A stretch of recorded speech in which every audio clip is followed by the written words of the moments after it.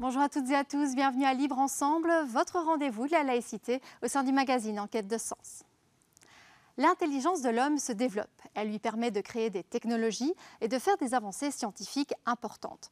Le problème, comme nous le dit l'astrophysicien Hubert Reeves dans le reportage que vous allez voir ce soir, c'est que cette intelligence rend l'homme tellement puissant qu'aujourd'hui, cette puissance le menace.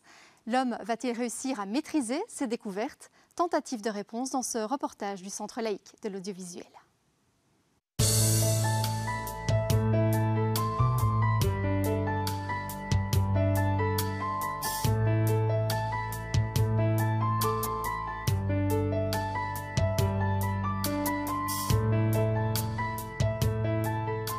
Il est également clair maintenant que notre planète elle-même se réchauffe et que ce réchauffement, il est dû à l'activité humaine. Donc, moi, je vois ça de la façon différente. Je dis, nous sommes vis-à-vis deux histoires totalement différentes qu'il faut essayer de réconcilier. La première histoire, c'est ce que j'appelle la belle histoire. C'est l'histoire du Big Bang. La moins belle histoire, elle commence beaucoup plus tard. La belle histoire, elle commence il y a 14 milliards d'années. La moins belle histoire, elle commence il y a à peu près 200 000 ans. 200 000 ans, quand il arrive ce phénomène qu'une espèce de singe, qui est un singe tout à fait commun, comme ceux que l'on voit, probablement plutôt un chimpanzé, on n'est pas très sûr. Ce singe reçoit un cadeau de la nature. Alors là, mettez des guillemets quand je dis la nature, je ne sais pas qui c'est un cadeau, mais c'est une illustration. Reçoit un cadeau qui est l'intelligence.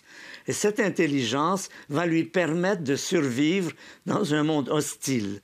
Parce que l'être humain, il est très mal armé pour se défendre contre la vie sauvage, contre tout ce que présente la planète.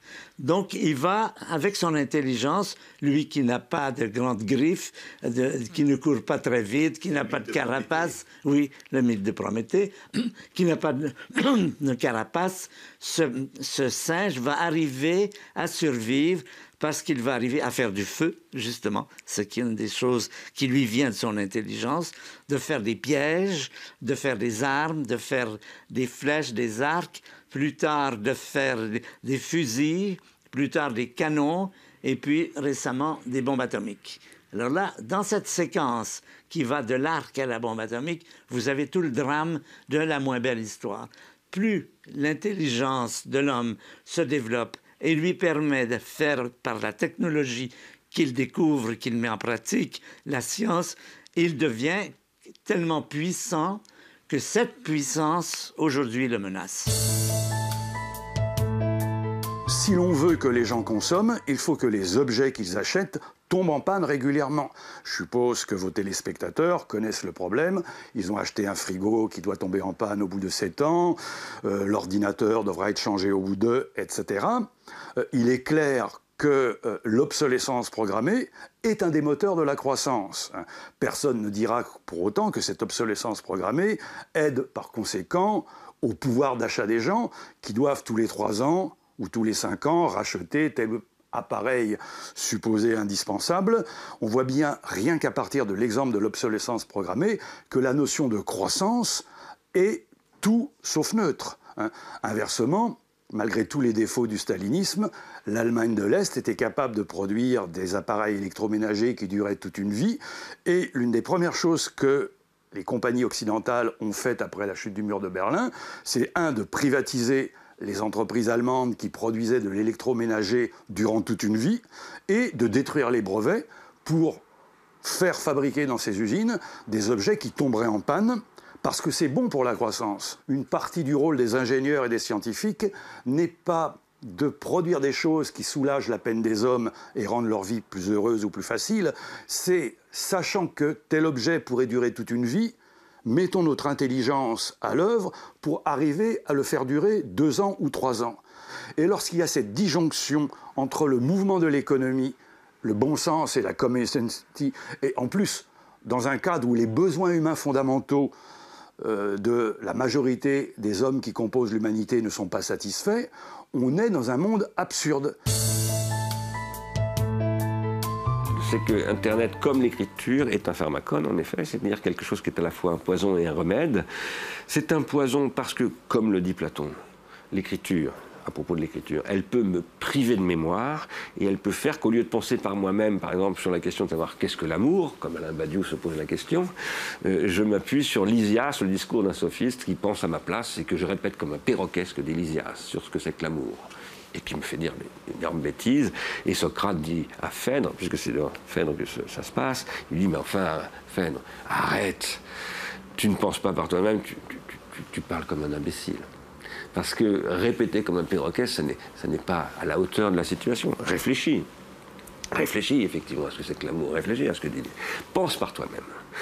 Pour penser par soi-même, moi ce que je soutiens, c'est que les livres peuvent aider à penser par soi-même. Mais Internet aussi. Et Internet aussi. Donc je crois comme Nicolas Scar que Internet peut nous rendre bêtes, mais à la différence de Nicolas Scar, je crois qu'il peut aussi nous rendre beaucoup plus intelligents, surtout que l'intelligence c'est du collectif. Et qu'Internet c'est un espace collaboratif et collectif de publication. Internet c'est une machine de publication. Il y a des gens qui ne peuvent pas se séparer de leur écran, qui vivent ça comme une perte, qui vivent ça comme un manque, et ça les angoisse, ça les met en colère, même comme tous les drogués, quand on leur supprime leur drogue, ils se mettent en colère. Ça veut dire qu'ils ont trop fait d'écran, ça veut dire qu'ils n'ont fait que de l'écran. Donc je pense que la solution, elle est facile, elle s'est posée pour toutes les découvertes technologiques. Quand on a découvert l'imprimerie, les premiers bénéfices de l'imprimerie, ça a été le début de la démocratie. C'est-à-dire qu'on est à Toulon ici, un grand port de marins, un port de guerre. Oui. Dès que l'imprimerie a été découverte, les marins ont appris à faire le point. Quand ils ne savaient pas faire le point, ils étaient soumis au capitaine, c'était le seul à savoir faire le point, il ne pouvait pas le balancer par-dessus bord si le capitaine était dictatorial parce qu'ils seraient tous morts. Dès l'instant où des marins, grâce à l'imprimerie, ont appris à faire le point, le capitaine n'était plus seul maître à bord après Dieu, d'autres avaient le même savoir et donc il fallait négocier parce que quelqu'un d'autre aurait ramené le bateau au port. Donc l'imprimerie, premier bénéfice, la marche vers la démocratie. L'imprimerie, premier maléfice, le premier best-seller, ça a été le marteau des sorcières, c'est-à-dire comment torturer les gens pour obtenir leur conversion, bien sûr sincère, au catholicisme. C'est-à-dire qu'en même temps, on a eu un énorme bénéfice et un énorme maléfice. On peut dire la même chose avec Internet. On a un énorme bénéfice pour la communication, pour le savoir, oui. Pour les voyages, pour la liberté. Et si on se laisse prendre, si on a une relation d'emprise, si on se soumet à Internet, il y aura un énorme maléfice qui sera l'angoisse, la solitude, la dépression. Tout le progrès technique va vers l'hyper-narcissisme et l'hyper-individualisation et la solitude absolue que provoque ce type de société, qui est une société d'une dureté impitoyable.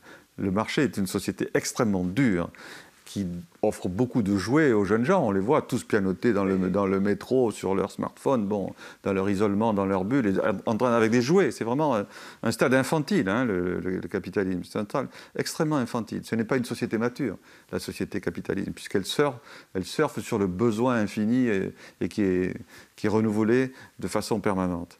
Donc c'est vrai que cette marchandisation perpétuelle de tout ce qui peut exister, le fait que, on offre désormais à des enfants des smartphones de plus en plus tôt, l'argent de poche, toutes ces choses-là, qui fait qu'on détruit du lien social, c'est quelque chose de très pernicieux et à terme de très dangereux et de très violent.